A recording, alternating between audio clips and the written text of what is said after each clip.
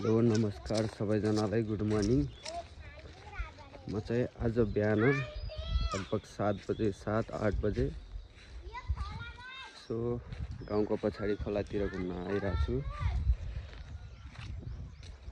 धेरै वर्ष भयो यता खोलातिर नआएको पनि। खोला सुकेर यस्तो हैरान भएको छ। हेर्दै यो खोलाको हालत, ओ माई गॉड।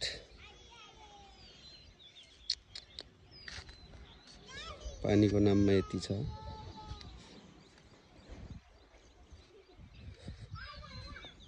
खोला हेर्नु न, खोला सुकेर श्यामै भइसक्यो क्या पुरै।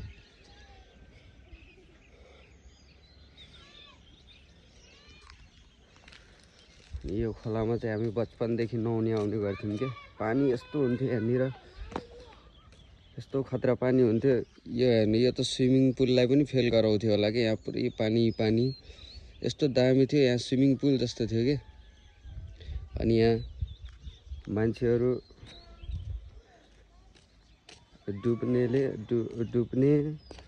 डुबेर मर्ने भएर चाहिँ यहाँ यस्तो प्लास्टर गरेको छ।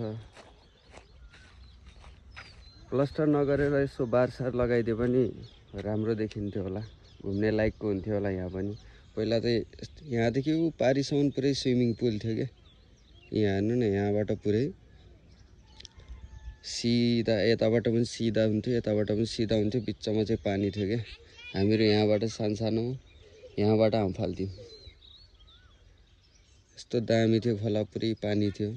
यो टाइममा त पुरै पानी हुन्थ्यो क्या पहिला। अहिले हेर्नु न, यहाँ प्लास्टर गरेदेखि पुरै सुकेछ क्या, एउटा पानी छैन। तल गएर पनि देखाउँछु तपाईँहरूलाई।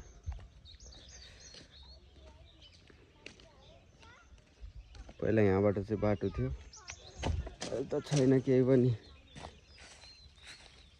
अरू भन्दा नि के राम्रो लाग्दैन भने चाहिँ मलाई यहाँ यस्तो फोहोरहरू फालेछन् नि, यो चाहिँ ठिक लाग्दैन कि यहाँनिर। यार हेर्नु, पुरै कपडा फालिरहेछन्, प्लास्टिक फालिरहेछन्।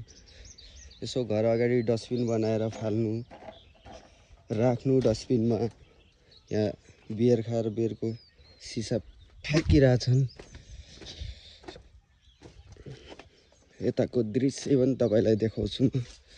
पुरै प्लास्टर, यहाँ त पुरै पानी हुन्थ्यो क्या पहिला, पुरै पानी। यी कुर्ची यहीँ फालेछन्। यस्तो त नगर्दै हुन्थ्यो नि यार। म पनि धेरै वर्षपछि आएँ यता घुम्न। राम्रो लाग्थ्यो पहिला, पौडी खेल्न पनि मजा आउँथ्यो, घुम्न पनि आउँथ्यौँ हामीहरू यतातिर। यसो जङ्गल पारीतिर पनि बस्थ्यौँ। आजकल चाहिँ यस्तो, आज बिहान घुम्न आऊँ भनेको यस्तो भइसक्यो रहेछ।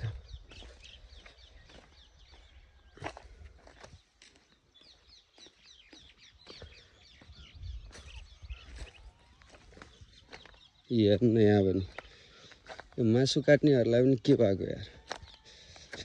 यहाँ चाहिँ कडाभन्दा कडाइ कारबाही गर्नु पर्यो। यस्तो खोलामा चाहिँ फोहोर फाल्न नआउनु पर्ने थियो। हेर्नु, यहाँ कुखुराहरू काटेर भुत्ला सुत्ला यहीँ फालेर यस्तो बनाएको छ। यो चाहिँ हाम्रो चिसापानी 1 बैजनाथको हो खोला। खोलामा पानीको नाम चाहिँ टिरिक्क मात्रै छ।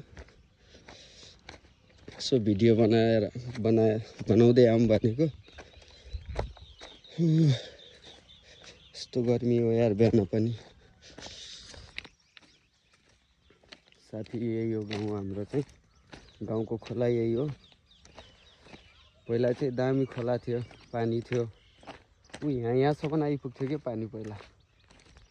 म जहाँ हिँडिरहेको छु नि त्यहाँसम्म आइपुग्थ्यो पहिला पानी, लगभग योभन्दा 6-7 वर्ष अगाडि।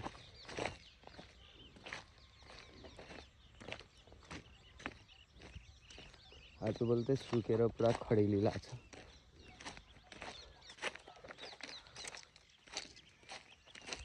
र हेर्नु फोहोर कति फालिरहेको छ खोलामा।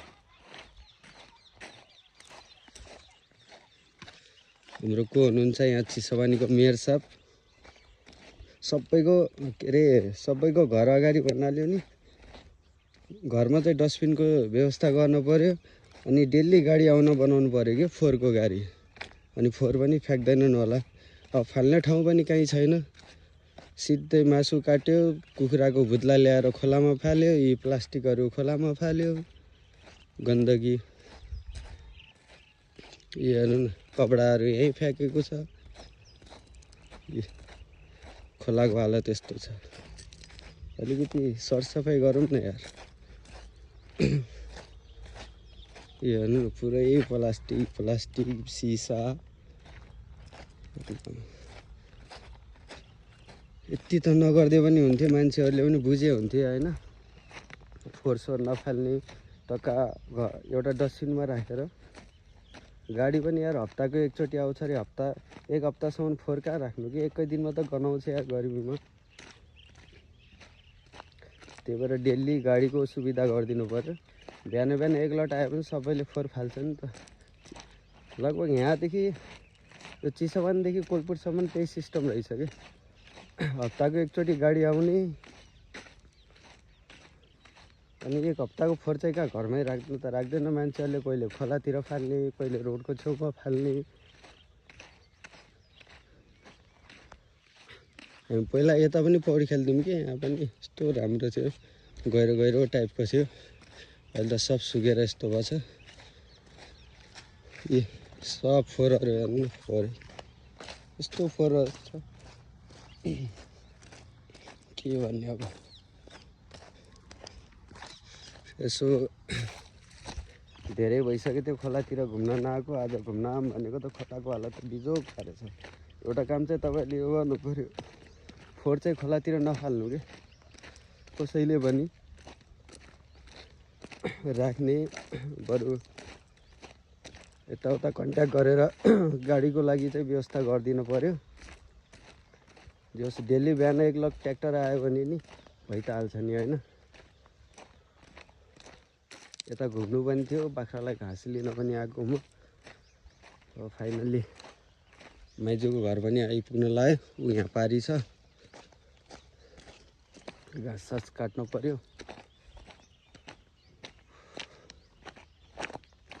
अरू खोला पनि छ उता, यस्तो दामी छ, उताबाट घुम्दै जानु पर्यो।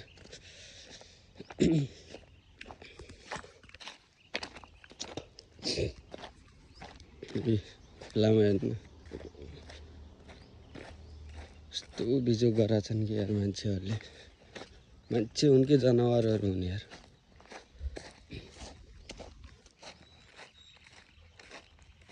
पहिला यस्तो पौडी खेल्थ्यौँ हामीहरू।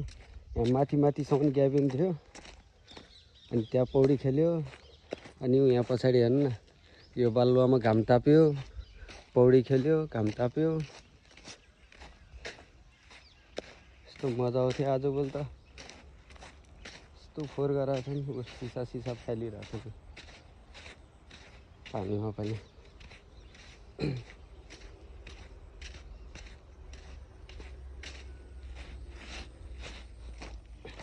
जस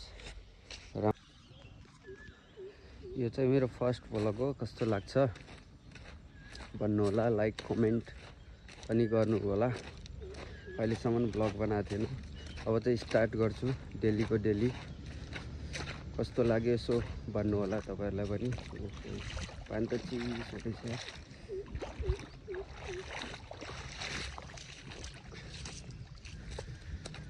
युट्युब च्यानल पनि छ मेरो भ्लग भन्ने, म लिंक हालिदिन्छु, त्यहाँ गएर पनि हेर्नु होला सबैजनाले एकचोटि। म चाहिँ यहाँ जङ्गलको झाडीमा आइसकेको छु। हाम्रो टक्क माथि पुग्यो भने चाहिँ माइजूको घर पुगिन्छ। ल है त, सबैजनालाई लाइक कमेन्ट अनि युट्युबमा सब्सक्राइब सपोर्ट गर्नु होला। कस्तो लाग्छ कमेन्ट पनि गर्नु होला है त। Okay, by by.